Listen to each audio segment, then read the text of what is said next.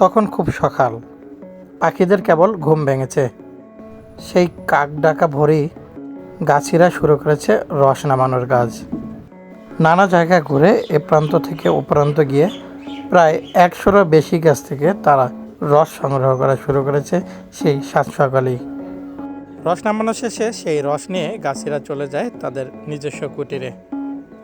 এখানে এসে তাদের সেই সংগ্রহকৃত রস ভালো করে সেঁকে বড় একটি ডোঙায় নামিয়ে নেয়। সারা রাত ধরে অসংখ্য অন্যান্য কীটপতঙ্গও আসে এই রস খেতে, আর সেগুলো পড়ে যায় এই রসের হাড়ির ভিতরে। তাই তারা ভালো করে এই কীটপতঙ্গগুলোকে ছেঁকে নিয়ে তারপরে ডোঙায় ঢেলে নেয়। রস শেখা শেষ হলে তারপর শুরু হয় তাদের সেই বড় চুলায় আগুন ধরানোর কাজ। এটা চুলা তো নয়, যেন একটা চুলার মহাযজ্ঞ। এদের চুলাগুলো বেশ বড় আকৃতির হয় এবং কিছু কৃত্রিম পদ্ধতি অবলম্বন করায় তাদের এই বড় চুলায় স্বল্প পরিমাণে কাঠ দিলেই উত্তপ্ত অনেক বেশি গুণ হয়ে যায়। রস জাল দেওয়ার কিছু সময়ের মধ্যেই শুরু হয়ে যায় ধোঁয়া ওঠা, আর এই ধোঁয়ার সাথে সাথেই ভেসে আসে রসের সেই মিষ্টি মধুর ঘ্রাণ, যা চতুর্পাশে থাকা সকলকেই মাতাল করে দেয়।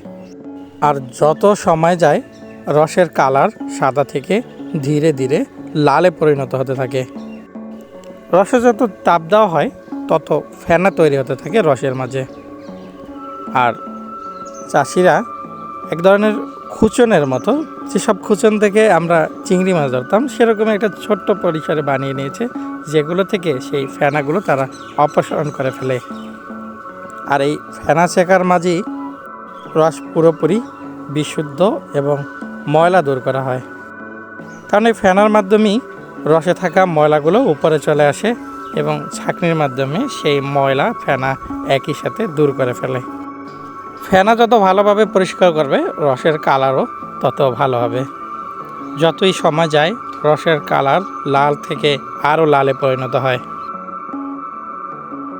আরও কিছুক্ষণ অপেক্ষা করার পরে রসের পরিমাণ ডোঙায় একদম তলানিতে চলে আসে এবং রস অনেক ঘন হয়ে যায় এবং এর কালার হয়ে যায় লাল থেকে প্রায় খয়েরির মতো।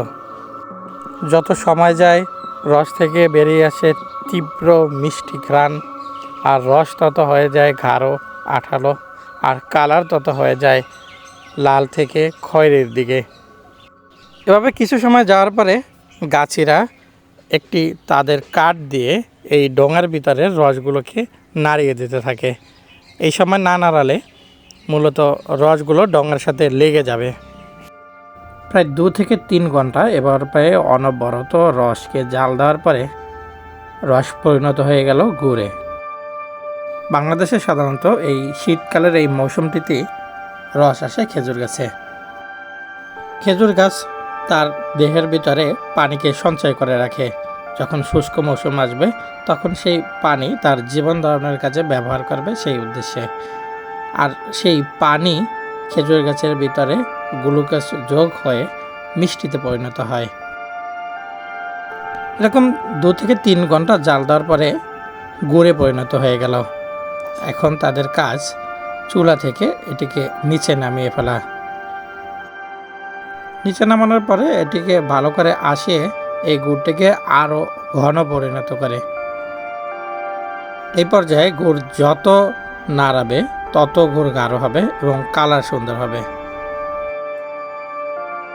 তৈরি হয়ে গেল গাছিদের খেজুরের গুড়। এখন এটি তারা সংগ্রহ করবে এবং এইভাবে সংগ্রহ করে একটি গুড়কে 1 থেকে 2 বছর পর্যন্ত, কোনো কোনো ক্ষেত্রে আরও বেশি সময় পর্যন্ত ভালো রাখা যায়।